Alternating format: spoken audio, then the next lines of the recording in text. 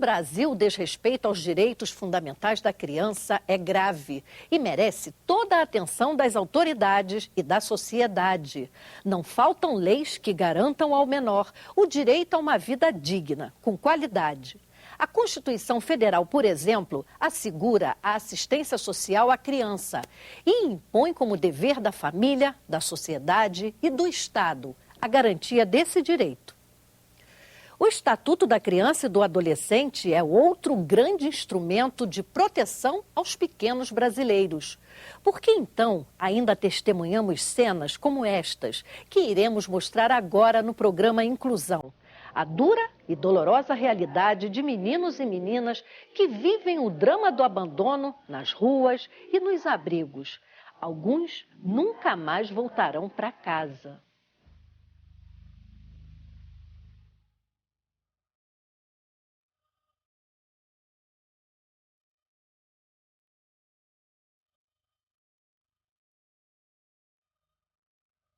Leandro, Valdevino, Paulo José, Marcos Silva, Paulo Roberto, Anderson, Gambazinho, Marcelo.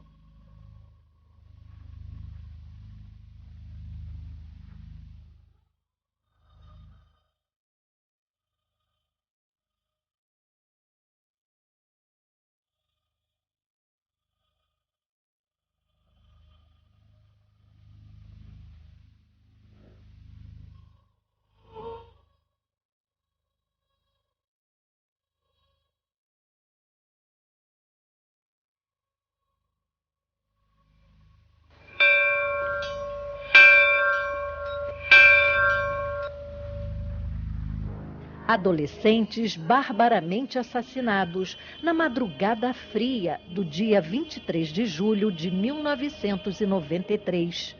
O massacre aconteceu enquanto eles dormiam sobre a calçada da Igreja da Candelária, no Rio de Janeiro.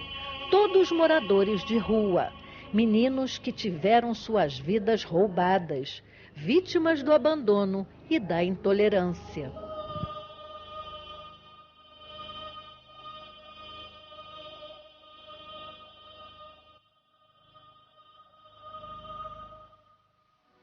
Não existem estatísticas oficiais, mas há estimativas que apontam para uma realidade bastante cruel e desconhecida pela maioria da população.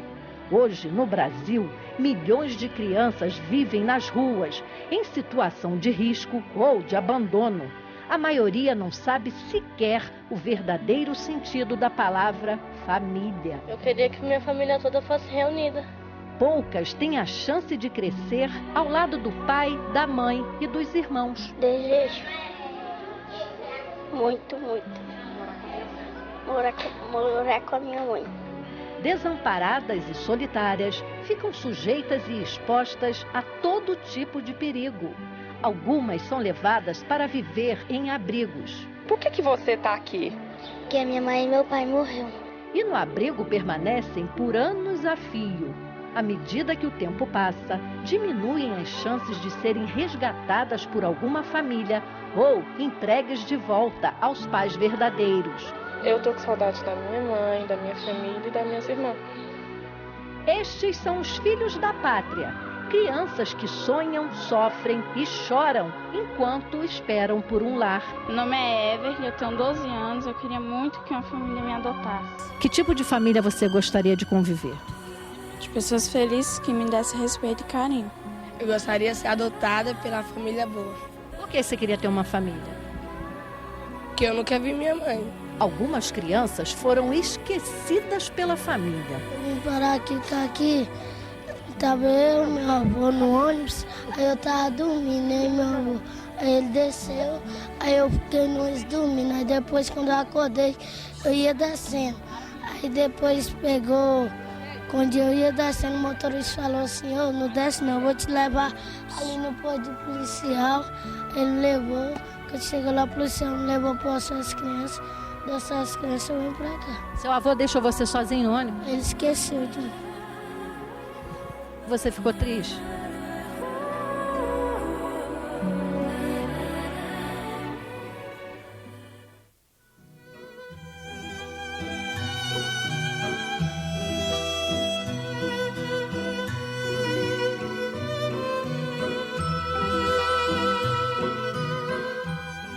Este abrigo público de Brasília recebe crianças e adolescentes a qualquer hora do dia e em qualquer situação.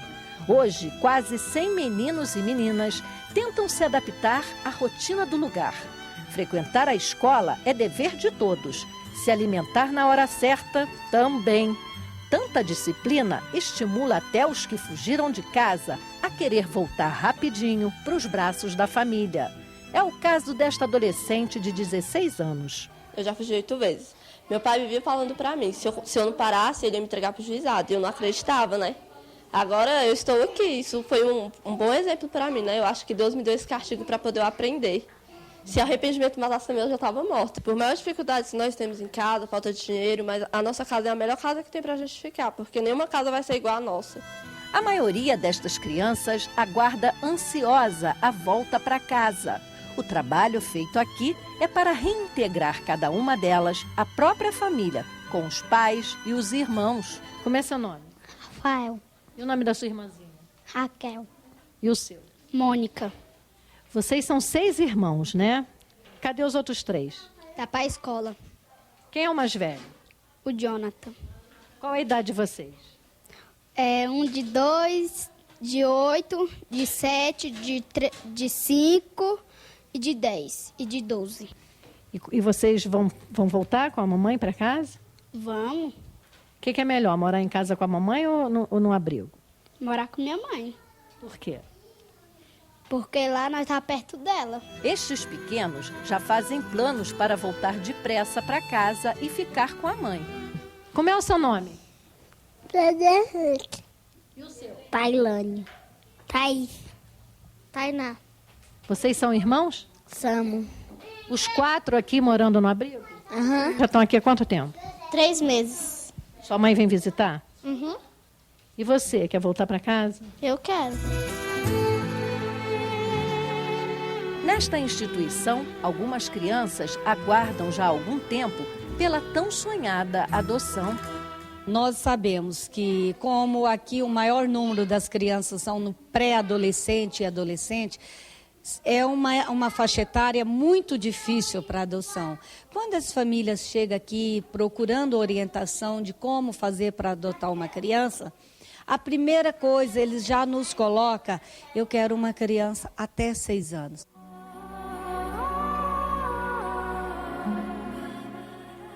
As marcas do abandono machucam, magoam e levam ao sofrimento essas meninas que se tornaram mães ainda crianças. Elas foram vítimas de abuso sexual aos 12 e 13 anos. O que isso provocou em você? Depressão, fiquei, sei lá, deprimida. Eu sofri tanto. Minha mãe morreu. Tem tempo que ela faleceu? 4 anos. Aí você ficou com quem quando isso aconteceu? Fiquei com meu padrasto. Aí depois fui pra casa do meu padrinho. Órfã aos 9 e hoje, aos 14 anos, esta adolescente carrega nos braços o filho e no peito a dor e a indignação pelo abuso que sofreu, ora pelo padrasto, ora pelo padrinho. Depois do meu padrinho eu vim pra cá com um abrigo. E o padrasto? Meu padrasto tá bem longe daqui, graças a Deus. Mas ele também abusou sexualmente de você? Ele me batia, ele me forçava. E agora você teve uma filhinha, de quem é a filhinha? Quem é o pai? Meu padrinho.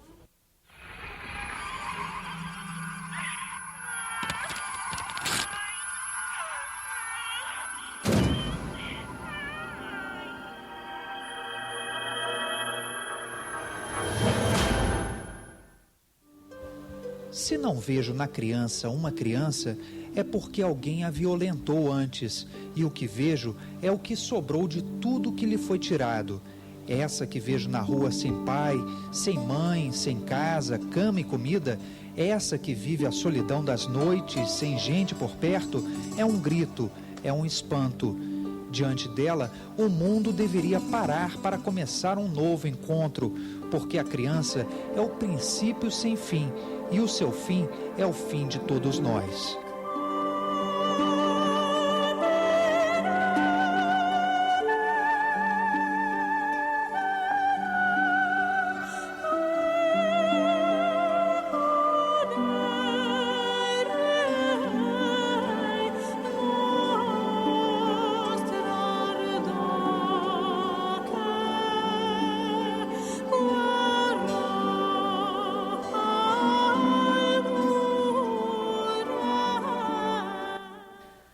prática de abandonar crianças em orfanatos é secular. No ano de 1738, um comerciante português chamado Romão de Matos Duarte trouxe de Lisboa para o Brasil a ideia de construir um educandário que acolhesse crianças rejeitadas e mantivesse em sigilo o nome das famílias. E assim foi construída no Rio de Janeiro a Casa da Roda, ou Casa dos Expostos, como era chamado o lugar. Os recém-nascidos eram levados para dentro do orfanato de forma surpreendente. 90% deles acabavam morrendo. Foram necessários quase 200 anos para que esta forma de abandono fosse proibida. Em 1916, com a implantação do primeiro Código de Menores, foi proibido o anonimato de quem tentava se livrar do filho. Com a lei em vigor, as mães foram obrigadas a declarar a maternidade e registrar o abandono da criança. Caso contrário, seriam responsabilizadas judicialmente.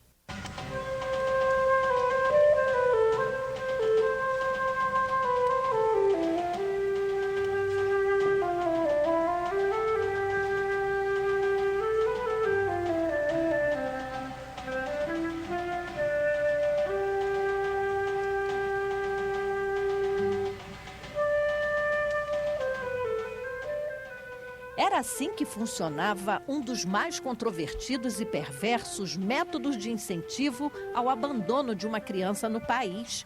No ano de 1738, passou a funcionar no bairro do Flamengo, na cidade do Rio de Janeiro, um educandário só para acolher crianças rejeitadas pela família. A instituição ficou conhecida como Casa da Roda ou Casa dos Expostos. Essa roda ela ficava no muro e tinha um sino do lado. Então as famílias que colocavam as crianças aqui, batiam o sino e rodavam. E do outro lado, as freiras pegavam as crianças e lançavam nos livros como as crianças tinham chegado. Então quem abandonava não sabia quem estava pegando e quem pegava não sabia quem estava abandonando.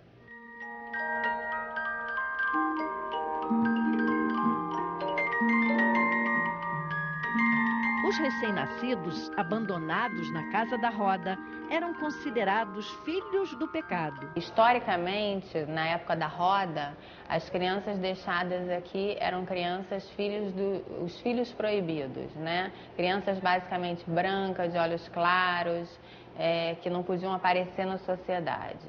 Hoje, a Roda é uma peça de relíquia da antiga instituição, que passou a ser chamada Educandário Romão de Matos Duarte.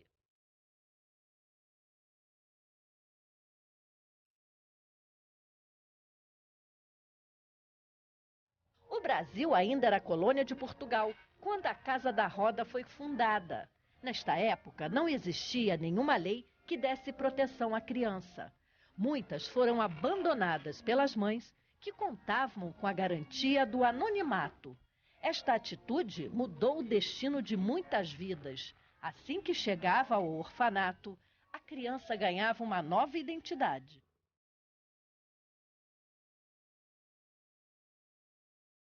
Em 200 anos de história, mais de 100 mil meninos e meninas foram acolhidas pela Fundação Romão de Matos Duarte, que é mantida pela Santa Casa da Misericórdia do Rio de Janeiro.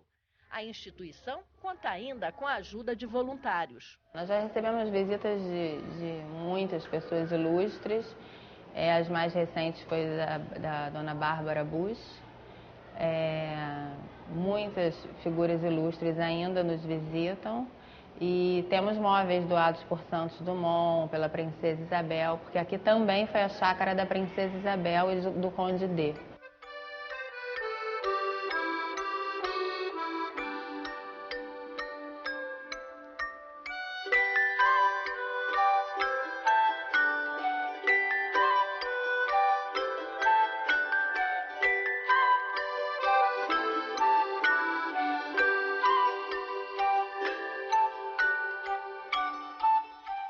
O Educandário Romão de Matos Duarte abriga hoje em regime interno e semiaberto quase 200 crianças de 0 a 6 anos.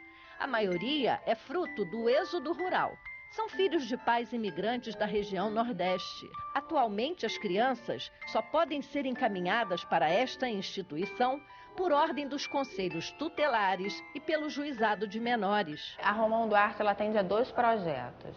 Um são de pessoas que têm a dificuldade da questão econômica e que a criança passa o dia inteiro aqui e retorna para a família. E tem as outras que, por determinação da justiça, estão aqui abrigadas porque estão afastadas da família, também porque podem ter dificuldade financeira ou porque tem outros fatores aí junto. Isso não significa que a criança não possa retornar para essa família biológica. Isso tudo vai depender do trabalho da equipe de abrigo, junto com a equipe da Vara da Infância e da Juventude, junto com a rede estadual, municipal, federal. Uma quantidade bem pequena de crianças está disponível para adoção. O lugar da criança não é no abrigo. O lugar da criança é na família, seja biológica ou seja substituta, ou uma família acolhedora. Mas o lugar dela não é aqui.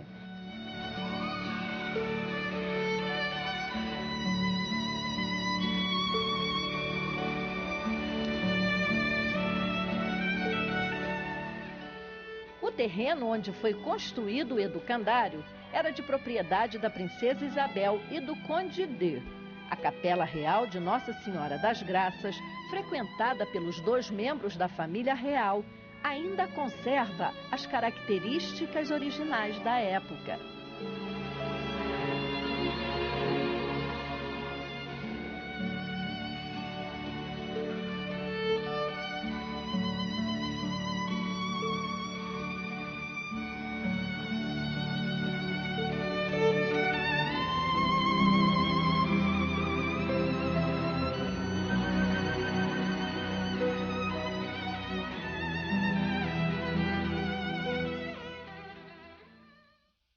Ao contrário do que muita gente pensa, o processo de adoção é rápido. Veja a seguir.